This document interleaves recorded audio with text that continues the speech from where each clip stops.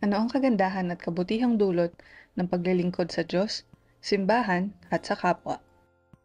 Noong nakaraang linggo, ibinahagi ni Dr. Jose Alvin Balatbat ang kanyang karanasan kung paano siya nagsimula sa kanyang pagboboluntaryo noon upang manggamot ng mga bata sa alay ng puso sa Tondo, kung saan nagkaroon siya ng pagkakataong makita si Mother Teresa. Ako po ay si Jose Alvin Balatbat, isinilang at lumaki dito sa Bahay Pare, Candaba, Pampanga. Sa ngayon po ako ay nasa private practice bilang isang pediatrician dito sa aming lugar sa Bahay Pare. Maliban po doon, simbahan na ang aking puntahan. Ako po ay kasalukuyang miyembro ng Cofradia de la Nuestra Señora de la Merced at ng Paris Finance Council ng aming parokya. Pagkatapos po kasi ng pediatrics, ako ay umuwi na dito sa Pampanga na ito naman yung pangarap ko na pagkatapos mag-aral ay babalik ako kung saan ako nanggaling. Posibleng gumagawa rin ng paraan ng Diyos dahil inisip ko rin noon, paano ko babalikan yung ampunan na kung saan kami nag-meet ni Mother Teresa. Ang nanay ko ay nagkasakit. Nagkaroon siya ng end-stage renal disease na kakailanganin ang dialysis. So, 3 times a week, kami ay pumupunta sa Manila, sa UST, para sa kanyang dialysis. So, matagal ang dialysis, 4 to 5 hours. So, nagkaroon ako ng pagkakataon na habang dinadialysis ang mother ko, iniiwan ko siya. Twice a month, pupunta ako doon sa ampunan, sa alay ng puso, para i-check up yung mga bata. For ilang years, nagawa ko yon. Nahinto lamang po nung nagkaroon tayo ng pandemya. Ibinahagi rin ni Dr. Alvin ang impluwensya at pagmamahal ng kanyang pamilya sa paglilingkod sa Diyos, simbahan at sa patron ng Bahay Pare, Candaba, Pampanga, na si Nuestra Señora de la Merced. Masasabi kong halos lahat ng miyembro ng pamilya ay involved sa simbahan. Ang tatay ko daw noon ay sakristan sa poblasyon sa Candaba.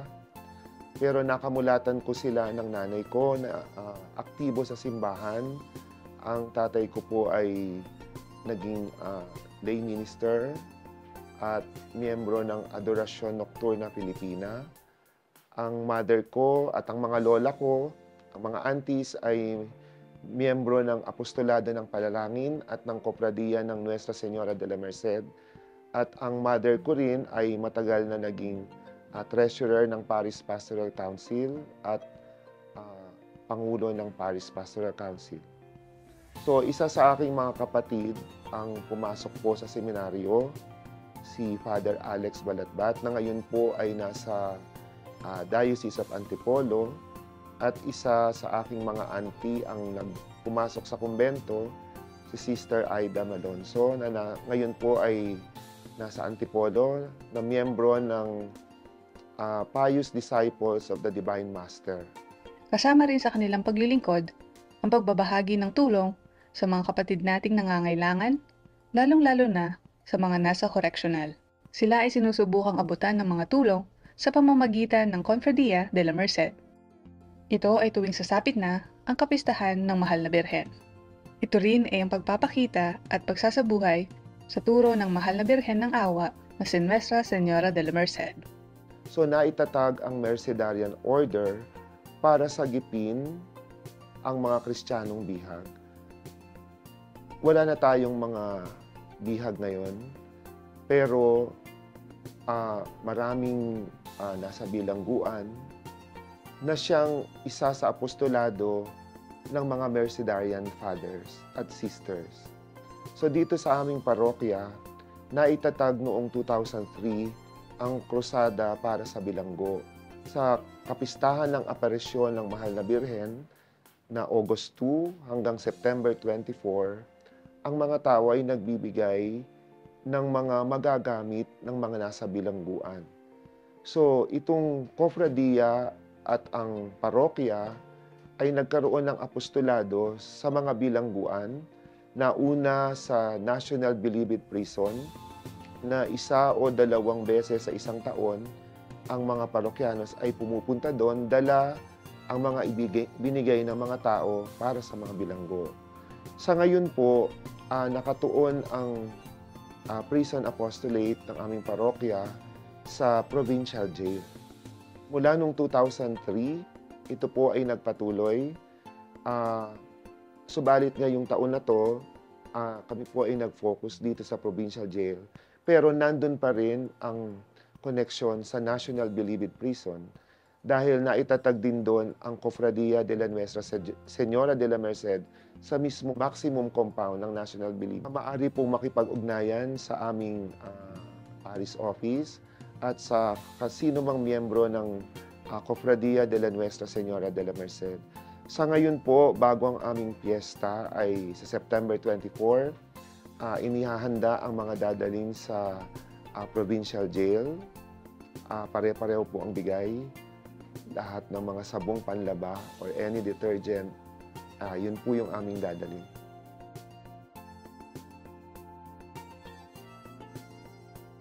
Ngayong araw, samahan niyo kaming muli para sa ikalawang bahagi ng interview kasama si Dr. Jose Alvin Balatbat.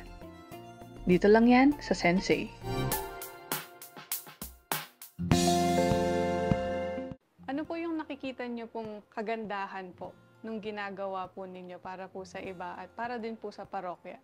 Paano po mas nagiging mabuti po yung ginagawa niyo po pagsaserve po sa simbahan?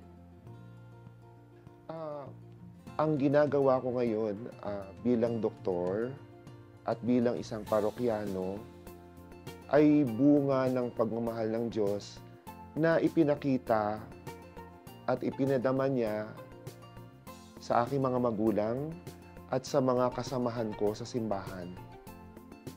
Yung nakita ko noon ay siyang ibinabahagi ko ngayon.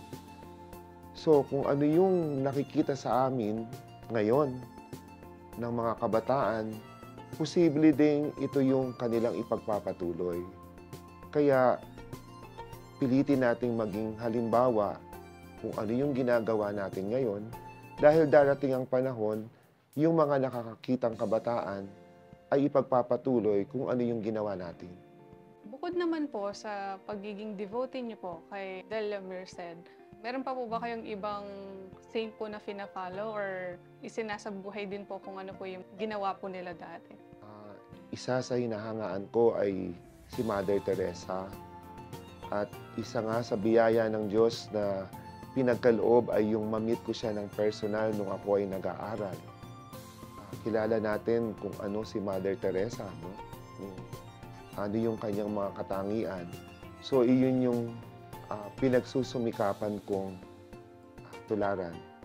Pero napakahirap tularan. Naging ano din po ba yun? Inspiration nyo din po ba yun to collect religious images at parang mag-alaga din po ng mga imahe? Ang akin pong pagkahilig sa mga imahen ay nagsimula marahil nung ako'y bata pa. Yung amin pong lumang matandang bahay ay pansamantalang tinirahan ng mga madre bilang pansamantalang kumbento for almost 1 year noong 1970s. Nagkataon po na yung isang madre na ang kanilang superiora noon, si Sister Leticia Reyes, na isa rin pong kandabenyo, na kapag umuwi siya galing ng Manila o ng abroad, ang pasalubong niya po sa akin ay maliliit na imahen ng mahal na birhen.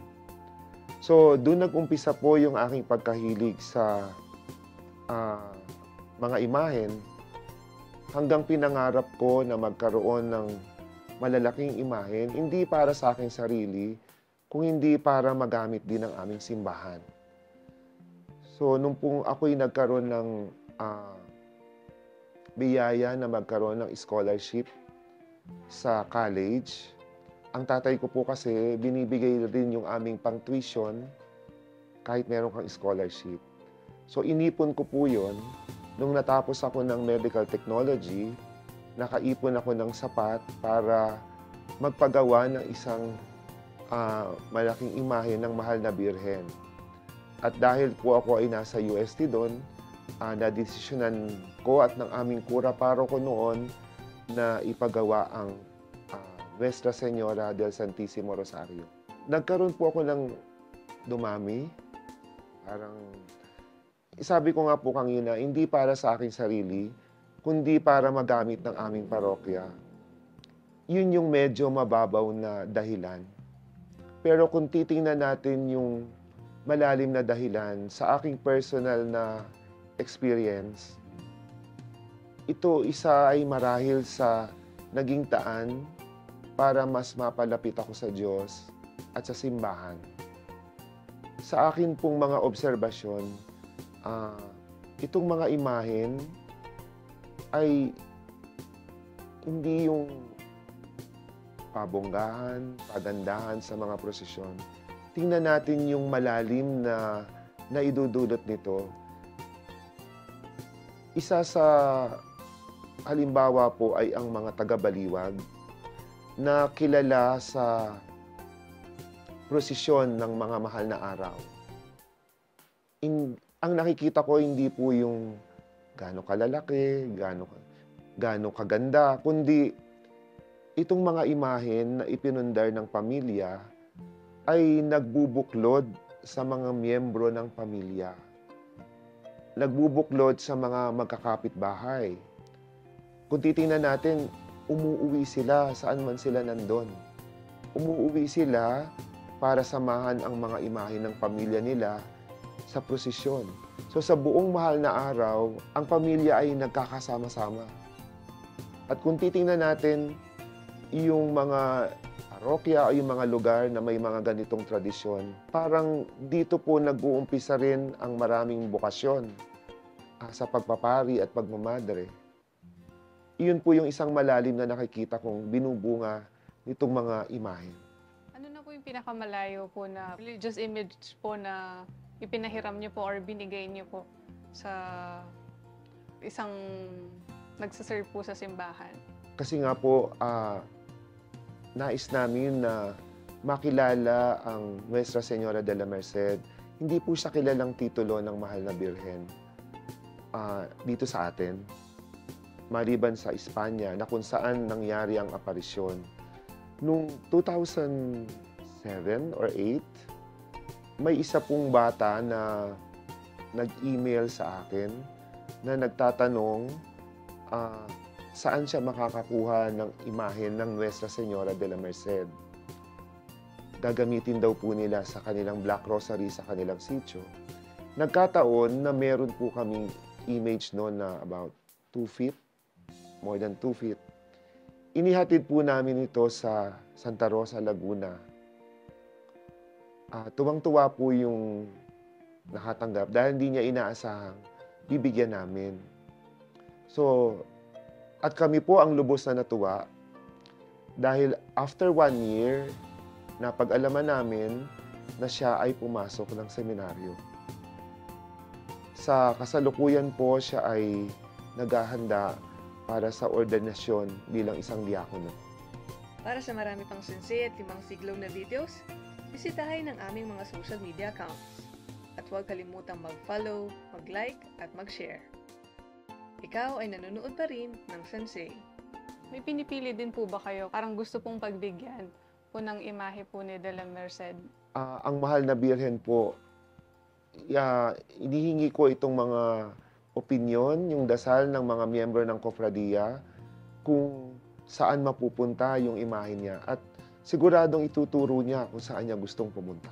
Ngayon po, nagpatuloy pa din po ba yung pagbabahagi niyo po ng mga unang imahe po ni Mahal na Birhen? Sa ngayon po ay, oo, ito ang aming adikain na 2 o 3 imahe niya ay mapakilala sa ibang lugar o kung saan siya kinakailangan. Medyo po kasi kakaiba ang itsura ng Mahal na Birhen dito sa amin. Kami lang po yata sa buong mundo ang may imahe ng Mahal na Birhen na ang hawak-hawak ay espada. So marami ng pagtatalo tungkol dito. Bakit espada? Anong dahilan? Dahil para sa iba, ang espada ay simbolo ng karahasan. Paanong ang Mahal na Birhen ay hahawak ng espada? Mayroon pong isang napakagandang paliwanag ang ating lubhang kagalang-galang na obispo noon, Obispo Virgilio David, isang misa po sa kapistahan ng aming parokya. Sinabi niya noon na noong Middle Ages, nakasalalay ang buhay ng nasasakupan ng isang kaharian sa reyna. Nakasalalay doon ang buhay o kamatayan ng kanyang mga nasasakupan. Sa seremonyas ng paglilitis noon, sinabi niya na ang reyna ang may hawak ng espada. Kapag nakababa ang espada, ang ibig sabihin ay muerto or kamatayan. Pero kapag nakataas, ang ibig sabihin ay merced, awa o pagpapatawad sa mga bihag.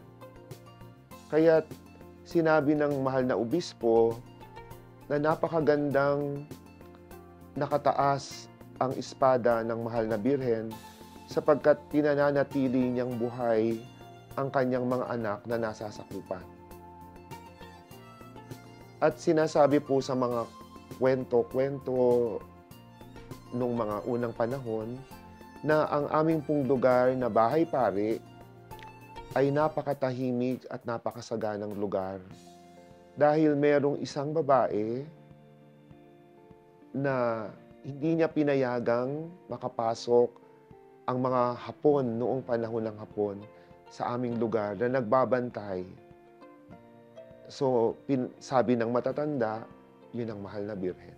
Tanong ko din po, parang makakonsider din po ba kayo na kamarero po dun sa ginagawa niyo din po sa pag-aalaga po ng mga santo?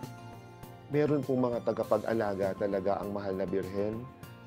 Isa po sa tagapag-alaga nito ay yumauna, si Mami Huli, na kilala din ng mga pari. Pinagbiling niya po ang pag-aalaga sa mahal na birhen. So, meron din po kami mga kasamahan sa simbahan na tagapag-alaga. Sila ang nagbibihis, silang nag-aayos sa mahal na birhen.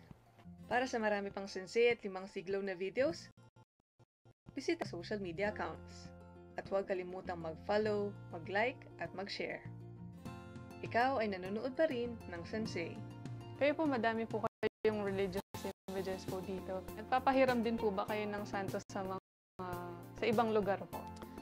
Sabi ko nga po, ito po ay hindi para sa akin sarili, kundi para magamit ng simbahan. Kung ito po ay naging epektibo sa aking upang malapit ako sa Diyos at paglilingkod sa simbahan, bakit hindi ko papahiram kung ito po ay makapagpapalapit sa ibang tao sa Diyos? May tamang pag-aalaga po ba sa mga religious images po? Opo. Ang mga ito po ay larawan ng mga banal. Kung paano natin kinakausap yung mga pictures ng ating mga mahal sa buhay, pwede natin silang kausapin. Pwede nating hingin ang tulong ng santo na kanilang nire-represent para tulungan tayong ipagdasal sa Diyos. So, importante na yung mga imahen ay maganda ang kanilang mga itsura na na pwede mong kausapin bilang kaibigan na nandyan lang sila, hingin ang kanilang tulong. Remember, hindi natin sinasamba itong mga imahen, kundi para bang mas komportable kang may nakakausap ka kapag ikaw ay nagdadasal. Na yung dasal mo ay tulungan kanilang magdasal na ihatid sa Diyos. Pag po ba may mga nanghihiram po or nakapahiram po ng mga images po na pagmamayari niyo po, di po ba kayo natatakot na baka may masira po or parang baka hindi po maalagaan po ng maayos po sa mga nanghihiram? Pinagkakatiwala ko sa kanila dahil naniniwala naman ako na meron silang rason para ito ay hiramin.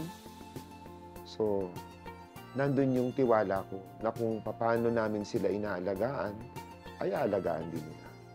Sa dami po na ginagawa niyo po bilang doktor at pagsiserve po sa simbahan, hindi po ba nakakapagod po yung ginagawa po ninyo? May mga times po ba kayo na parang ayun yun na pong gawin po yung mga ginagawa po ninyo?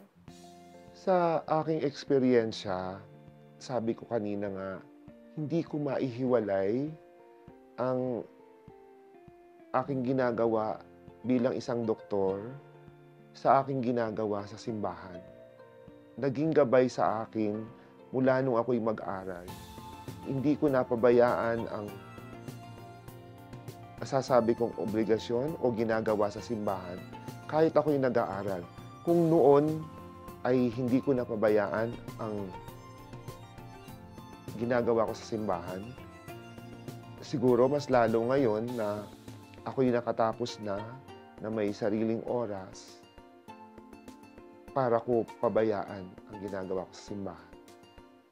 Ano po naman po yung mga masasabi niyo po sa mga gusto po na mag-serve po sa simbahan pero parang minsan nade-discourage po sila? Ano po kaya yung masasabi niyo po na para mas magpatuloy pa po sila sa paglilingkod po sa simbahan? Ang simbahan kasi ay para sa akin ay ang noon, ang ngayon, at ang bukas. Importante na binibigyan nating importansya kahit tayo ang ngayon, yung nakaraan. Iba-iba ang bumubuo ng simbahan. May kanya-kanya tayong papel sa simbahan. Ang magagawa ng kabataan ay hindi ko magagawa. Ang magagawa nila ay hindi ko kaya. Meron tayong kanya-kanyang papel na kapag ka pinagsama-sama ay mas nagiging maganda ang bunga. So, ibig kong sabihin, respeto sa bawat miyembro ng ating simbahan. Seeing and recognizing the importance of everyone, that we are called and we are loved. Respeto na sa nakaraan, dahil hindi tayo mapupunta ngayon kung hindi dahil sa kanila. At turuan natin ang mga susunod, dahil ang simbahan ay tuloy-tuloy. Parang isang pamilya na kailangang buo, na bawat miyembro ay may kanya-kanyang papel. Sa dami niyo po ding nagawa na at gusto pa pong gawin, ano po kaya yung mga lessons na natutunan niyo po through your journey? 3 words na maisip niyo po na mas nakapagturo po sa inyo sa pag-serve niyo po sa simbahan at bilang doktor. Love, mercy, and gratitude. Pagmamahal, pagkahabag, at walang hanggang pasasalamat sa pagmamahal ng Diyos.